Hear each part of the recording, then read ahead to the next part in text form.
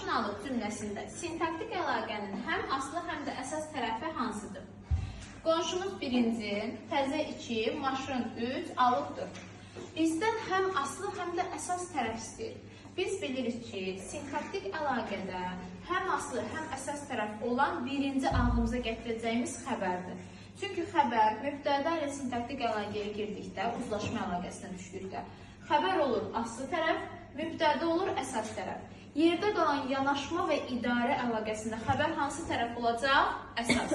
Tez mən götürəcəm alıb. Düzdür? Xəbərimdir. 4-ü tez götürürəm. Maşın.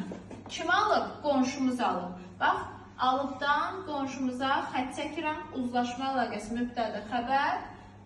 Xəbər mənim üçün olacaq aslı. Bir də qulaqsın.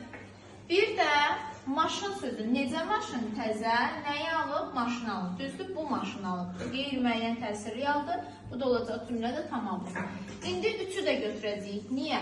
Təzə maşın mənim üçün birinci növ təyinli söz birləşməsidir. Yanaşma əlaqəsidir. Söz birləşməsində də birinci həmişə nə gəlirdi? Aslı. İkinci gəlirdi əsas tərəf.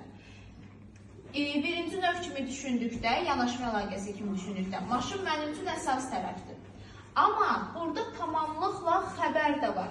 Tamamlıq xəbərlə sintaktik əlaqəyə girir, idarə əlaqəsinə. Bu zaman maşın olacaq aslı tərəf, alıb da olacaq əsas tərəf. Deməli, 3 və 4-də maşın və alıb cümlədə həm əsas tərəfdir, həm də aslı tərəfdir. Yaxşı mı? Bəli.